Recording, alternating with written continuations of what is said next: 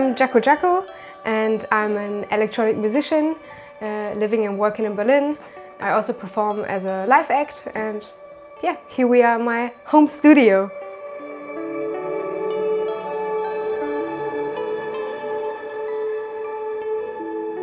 The very first synthesizer I had, Arturia, how are they called again? Brute, something Brute, because it had already this little patch bay.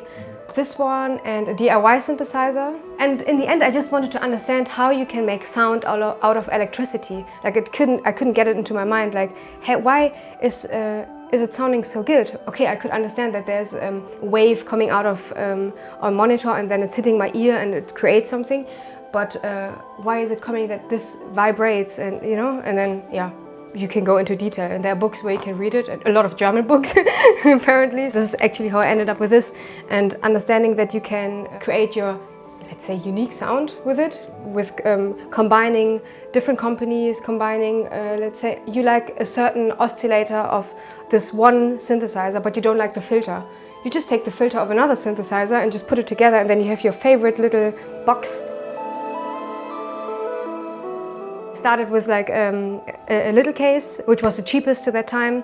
One module, which was a function generator, the maths by Make Noise. In this manual of this function generator are a lot of patch examples, and I just used it for learning.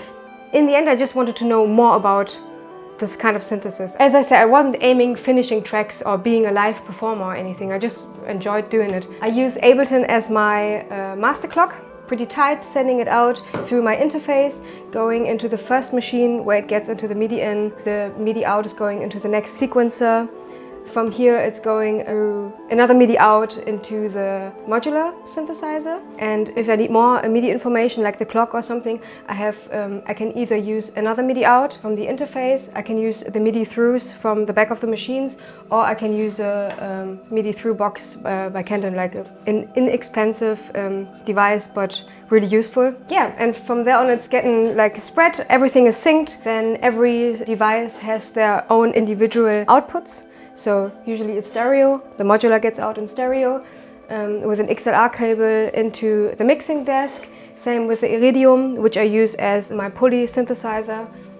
So yeah, everything gets then summed analog in the mixing desk, where it gets back into the interface via USB into the computer, into my software.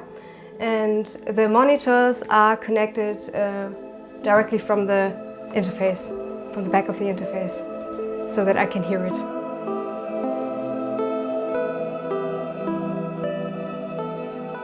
This is now just a patch of the last performance I've done. Now I'm starting a sequence in here, which is now getting into this cable and then translated into CV. It's patched into different voices, and I turn on the first voice.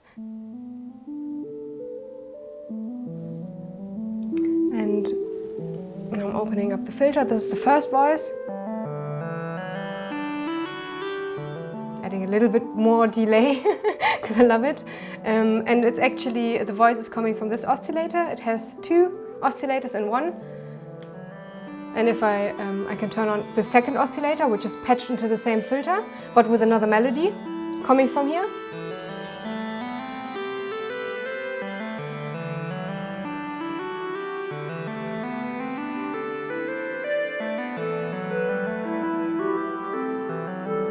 The first synthesizers I could afford, they had so many limitations I couldn't understand, like why there is just one LFO for one voice, or like too little modulation. And Googling, like, how can I extend my modulation sources, I ended up in Schneider's Laden webpage. This led me to researching more about Eurorack stuff, ended up at Dieter Döpfer, found out that there is somebody who wrote a book about this whole synthesis and the A100 system, which was created by Döpfer. Döpfer is the father of this format Eurorack. And then I just read the book and I realized this is what I want, this is what I need. Why is it so expensive?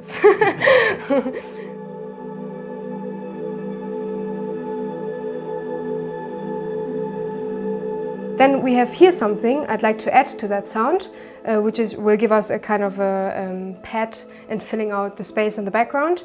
I programmed something a kind of a chord progression. So this synthesizer has like different functions, and there's one function called chord function, and here you see all the pads visualized, and while choosing the pad you can say I want this to be A minor, the next one I want to be E minor, and so on. So you can have like long progressions for like song structure in here, and this is what I've done. So if we just listen to it alone, it's like this, and then it's coming the next one. The moment my live set is always different at any time. Like, I mean, I try to adapt to the night, and I obviously check who's playing, what is it for a promoter, which kind of environment I'm playing in. If it's more a concert thing, I know to do more musical, melodic stuff. If it's a dance floor situation, I go bang. But it's never the same. It's never same songs you can imagine. I always program something new, and that is actually also a little problem, is because it's not consistent, and I'm trying to work on it to make it more consistent, to also reuse work I've already done, to not always just create something new, get like crazy before a show and maybe overwriting patterns, and then it's like fuck, you have to do it again.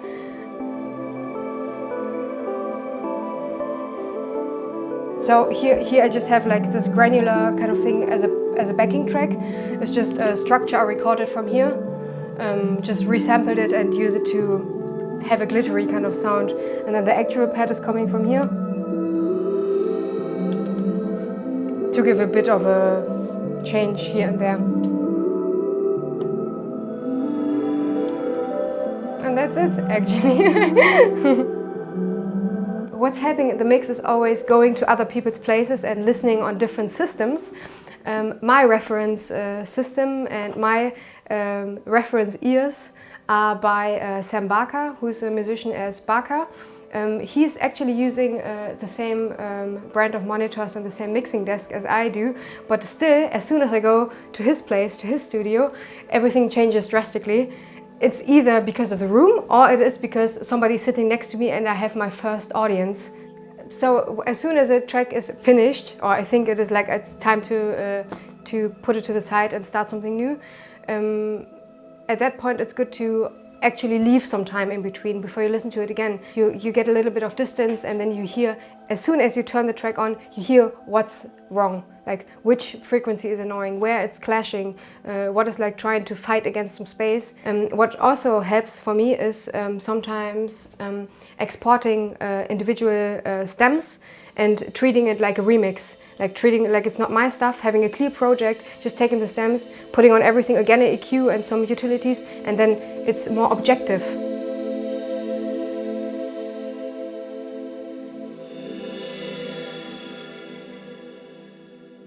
As I said, I wasn't aiming finishing tracks or being a live performer or anything. I just enjoyed doing it, like I do now with the colors. I just enjoy playing with colors because it's just a good way of meditation and getting out of the stress during the day when you're working and living.